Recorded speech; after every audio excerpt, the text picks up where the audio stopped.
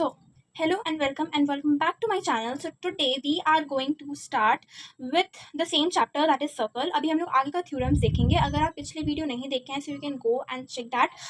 Basically इस video में भी हम लोग स्टार्टिंग में वो सारे थ्योरम्स को एक बार रिवाइज कर लेते हैं तो अच्छा रहेगा. सो बेसिकली सबसे पहला थ्योरम जो हम लोग यहाँ पे पढ़े थे वो ये था कि अगर हम एक सर्कल बनाते हैं जिसके सेंटर पे कोई एंगल एक रेडियस बना रहा है, ठीक है, ये दोनों रेडियस है जो कि इक्वल होगा. ये भी एक थ्योरम था कि radius of same circle is equal. अगर यही जो आर्क है, ठीक है, मतलब यही आर्क अगर जैसे कि एक एंगल सेंटर पे बना रहा है और यही सेम आर्क एक एंगल सर्कमफेरेंस पे भी बनाएगा, तो जो सेंटर पे आर्क मतलब सेंटर पे जो एंगल बनेगा वो हमेशा 2x होगा. अगर इसको हम लोग x बोले तो यानी कि हमेशा डबल होगा.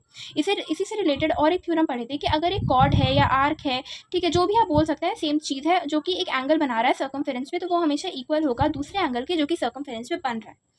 ठीक. और फिर इसी टाइप के बाकी सारे थ्योरम्स पढ़े थे कि ये आर्क भी हो सकता है, कॉर्ड भी हो सकता है, सेक्टर भी हो सकता है, सेगमेंट भी हो सकता है. ठीक है. इसके अलावा क्वाड्रिलेटरल का एक जो प्रॉपर्टी हम लोग पढ़े थे, sum of cyclic quadrilateral, that is कोई भी अगर क्वाड्रिलेटरल साइकिल के अंदर है, मतलब सॉरी सर्कल के अंदर है, तो उसको हम लोग साइक्लिक क्वाड्रिलेटरल बोलते हैं. और उसका जो ऑपोजिट साइड्स होता है they are supplementary. That means अगर ये x है तो ये 180 माइनस x होगा, यानी कि इन दोनों को ऐड करके या इन दोनों को ऐड करके हमेशा 180 डिग्री आएगा द ऑपोजिट साइड्स. ठीक है. तो बेसिकली यही सारे थ्योरम्स हम लोग पढ़े थे. ऐसे करके हम लोग 7 थ्योरम्स पढ़े थे. तो वो 7 थ्योरम्स में से सर्कल का मेन थ्योरम 3-4 ही था. इसके अलावा जो थ्योरम था वो ऐसा थ्योरम था कि चलो रेडियस सेम होता है एक सर्कल का, या फिर exterior angle property of the triangle जो कि यहाँ पे भी काम आएगा, प्रूफ में बोल लीजिए या फिर एंगल फाइंड करने के लिए बोल लीजिए.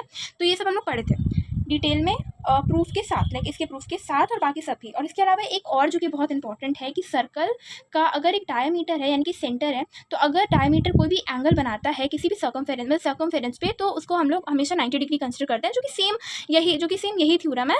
क्योंकि यहाँ पे 180 है सेंटर पे, तो सेम आर्क क्योंकि ये भी एंगल सबटेंड कर रहा है, तो इसको हम लोग 90 कंसिडर करेंगे. ठीक है. अब देखो कि हम लोग अभी आगे का साइक्लिक क्वाड्रिलेटरल का और भी कुछ थ्योरम्स है वो देख लेते हैं.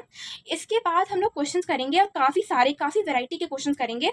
जितने टाइप के क्वेश्चंस आ सकते हैं पॉसिबल है सारे, मतलब आपको अपने बुक का क्वेश्चन तो सॉल्व करना ही है, बट मोस्टली जिस टाइप के क्वेश्चंस या तो प्रीवियस ईयर में आए हैं या तो मोस्टली जिस टाइप के क्वेश्चंस आते हैं वो सब हम लोग प्रैक्टिस करेंगे. ठीक है.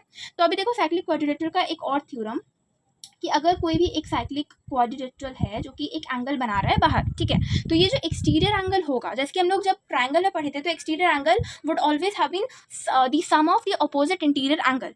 इस केस में क्या होता है कि ये जो एंगल है वो इसके अपोजिट एंगल के इक्वल होगा. यानी कि अगर ये साइक्लिक क्वाड्रिलेटरल है और कोई भी दो साइड मतलब ऐसे करके एक एंगल लाइन बाहर बना रहा है जिससे एक एंगल बन रहा है, तो फिर उसके अपोजिट एंगल पे जो भी एंगल बनेगा वो इक्वल होगा.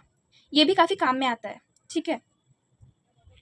तो इन सब के अलावा ऑब्वियसली हमने बात की थी कि सबका कन्वर्स भी पॉसिबल है, यानी कि अगर ये दोनों एंगल सेम है तो मतलब ये जो क्वाड्रिलेटरल है वो साइक्लिक है. अब एक चीज़ जो बहुत इंपॉर्टेंट है वो ये है कि यहाँ पे जो क्वेश्चंस आएंगे वो स्ट्रेट फॉरवर्ड नहीं आएंगे कि आपको एग्जैक्ट फिगर दिया हुआ रहेगा, वो किसी भी टाइप का आ सकता है. You need to practice. तो देखो मोस्टली जो इंपॉर्टेंट थ्योरम्स हैं वो यही 4-5 है. सो इन द प्रीवियस वीडियो थोड़ा सा कॉम्प्लेक्स हो गया था बिकॉज हम काफ़ी सारे 7 थ्योरम्स बताए थे. तो इस वीडियो में काफ़ी सिंपल करके आई थॉट टू एक्सप्लेन. तो बेसिकली यही थ्योरम था जो कि आपको समझना है, याद रखना है और इसी को अप्लाई करना है फॉर्मूलाज में. इसके अलावा जो पार्ट 3 है बुक में उसमें सेकेंड और टैंजेंट के बारे में भी बताया गया है. तो जब हम लोग उससे रिलेटेड क्वेश्चंस करेंगे तब हम लोग वो चीज़ पार्ट 3 में देखेंगे. अभी हम लोग इन सारे थ्योरम से रिलेटेड क्वेश्चन करते हैं और बाकी आगे आने वाला जैसे कि कुछ जो चीज़ है, जैसे कि अगर 2 लाइन पैरेलल है और यहाँ से अगर हम एक ट्रांसवर्स ड्रॉ कर रहे हैं तो हमेशा ये जो एंगल है वो इसके इक्वल होगा. Reason alternate angle, right. जैसे कि हम नेम दे देते हैं, for example ABCDEF. So ABF will be equal to CED, reason being alternate opposite angle. और जो ये दो एंगल है, मतलब ये वाला एंगल और ये वाला एंगल, या फिर ये वाला एंगल और ये वाला एंगल, वो हमेशा सप्लीमेंट्री होगा. दैट इज कि angle CBE plus angle DEB will be equal to 180 degree.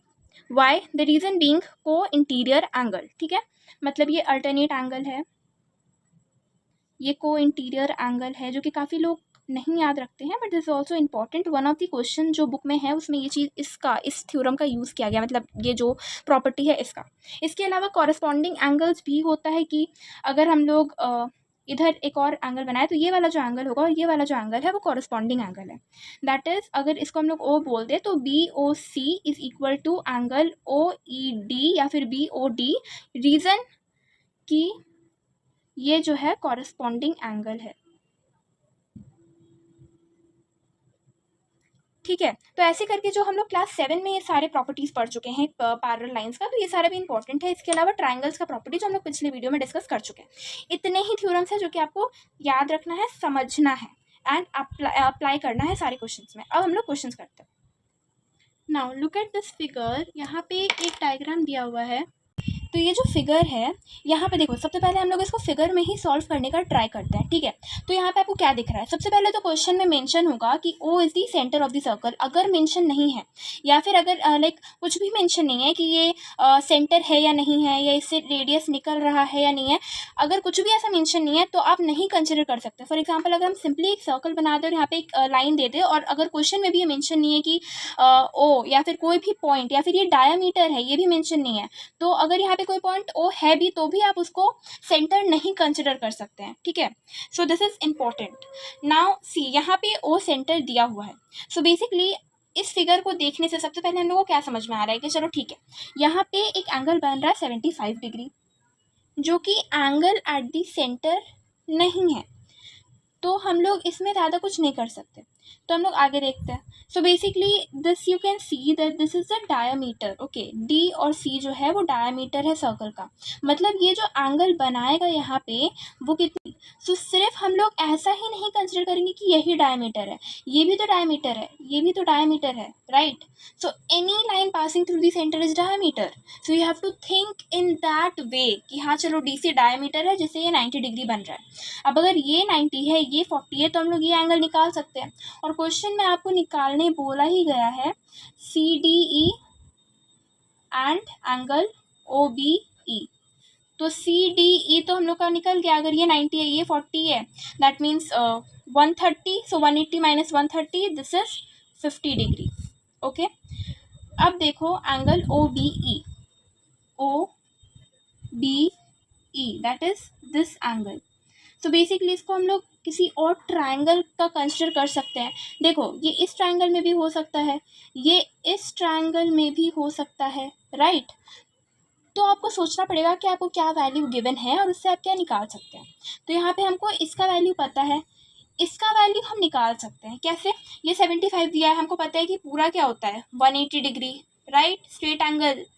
Straight angle में हमेशा 180 डिग्री बनता है। So this is that is angle DOB is 180 minus 75 which is 105 degree. So if this is 105 degree, this is 50 degree, so what will be angle B? Right in the comment section. ठीक है, सो ये सबसे पहले हो गया। अब हम लोग आगे आते हैं दूसरे क्वेश्चन में। तो इस टाइप का एक क्वेश्चन जिसमें हम लोग को angle in the semi circle prove करना था, तो वो हम लोग प्रूव कर दिया हम। और ये देखो, ये सिंटैक्स है जैसे आपको एग्जाम में लिख के आना है। ठीक है, मतलब लाइक रीज़न के साथ एंड ये सारा कुछ मेंशन करते हुए क्या गिवन है, कैसे आप क्या निकाल रहे हैं, वो सारी चीज़ आपको मेंशन करना है। सो एज ये एग्जाम्पल का ही क्वेश्चन था, so I did not wasted the time of the video in writing all this. तो आप यहाँ से देख सकते हैं इस question.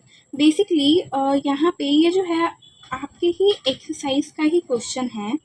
So if this is 25 degree, which is PCB is 25 degree, we know that angle DAB will also be 25 degree by angle in the same segment.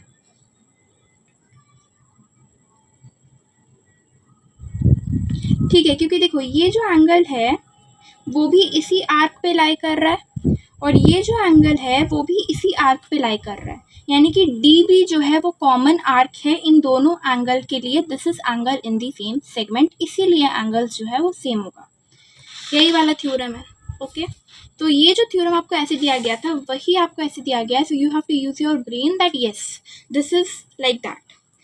So if this is 25 degree, we can calculate, and this is 35 degree, we can calculate this which will be 180 minus 35 plus 25 जो कि होगा like 30 50 60, सो 120 degree, यानी कि angle D we can say like angle A D P is 120 degree.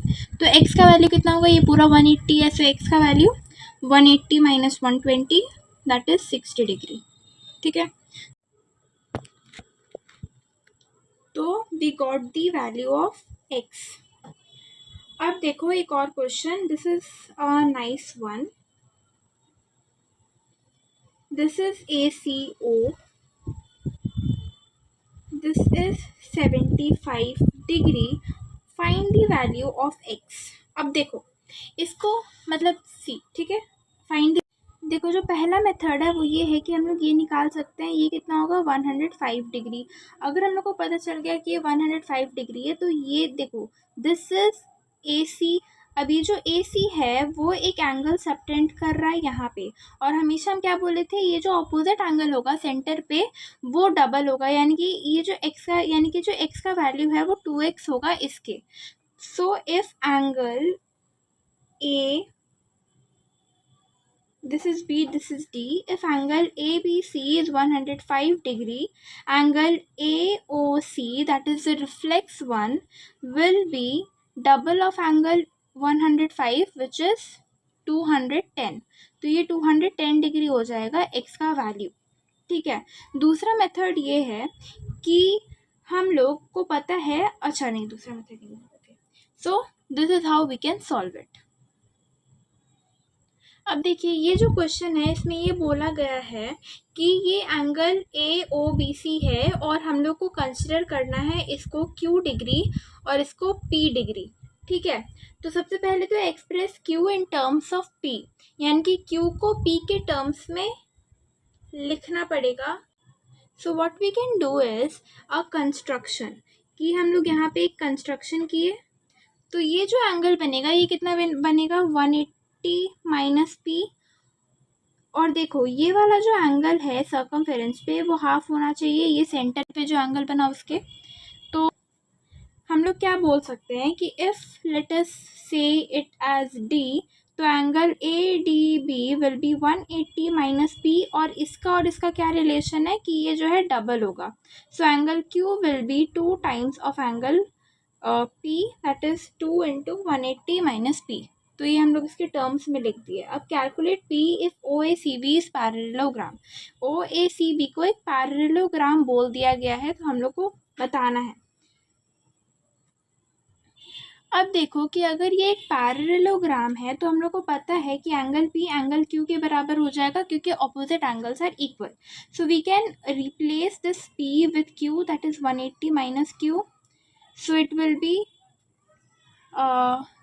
just because, okay, so it will be, यहीं पे कर देते हैं 360 माइनस 2Q, ये 2Q जब इधर आएगा तो ये 3Q हो जाएगा, 3Q इज इक्वल टू 360 और Q का वैल्यू आ जाएगा 120 डिग्री। तो हम लोग यहाँ पे Q का वैल्यू निकल गया। Q का वैल्यू निकलना मतलब P का वैल्यू निकलना, क्योंकि Q जो है वो P के बराबर है, यानी कि P जो है वो भी 120 डिग्री है।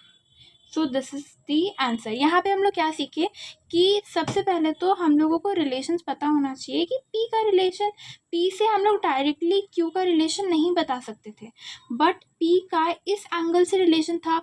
ये एंगल क्योंकि बुक लाइक नहीं मेंशन था क्वेश्चन में, तो हम लोग को यहाँ पे इसको कंस्ट्रक्ट करना पड़ा ताकि हम लोग इससे इसका और फिर इसका कर सकते। अगर कुछ भी और मेंशन होता, तो मान लीजिए कि ये दोनों लाइंस पैरेलल होता, तो हम लोग बोल सकते थे कि यहाँ पे कोई इंटीरियर एंगल बन रहा है, मतलब ऐसा ऐसा करके कुछ प्रूफ कर सकते थे। बट क्योंकि कुछ भी पॉसिबल नहीं था, सिर्फ एक ही चीज़ पॉसिबल था, तो हम लोग को यहाँ पे कंस्ट्रक्शन करना पड़ेगा। जैसे जैसे हम लोग प्रैक्टिस करेंगे वैसे वैसे ये ऑटोमेटिकली हमारे दिमाग में आ जाएगा क्वेश्चन को देखकर। Okay, so now let us do this particular question. Now ये क्वेश्चन में क्या है, देखो ये अच्छे टाइप का क्वेश्चन है, ठीक है, तो हम लोग इसको ध्यान से समझेंगे। बेसिकली RQP जो है वो गिवन है 66 डिग्री, बोल दिया गया है कि RQPQ के बराबर है। तो हम लोग को इतना पता है कि ये वाला एंगल इसके बराबर हो जाएगा आइसोसेलेस ट्रायंगल के वजह से, राइट। तो अब हम लोग क्या बोल सकते हैं कि अगर ये 66 डिग्री है और अगर ये लाइक इक्वल है, so we can say that 66 plus X is equal to 180 degree. 180 minus 66, 114. So 2x is equal to 114. x will be 57. यानी कि एक का वैल्यू जो है वो है 57 डिग्री. सो इफ ठीक है, तो हम लोग का ये 57 डिग्री हुआ. अब हम लोग क्या बोलेंगे कि ये वाला जो एंगल है, देखो, this is P O Q, this is P R Q.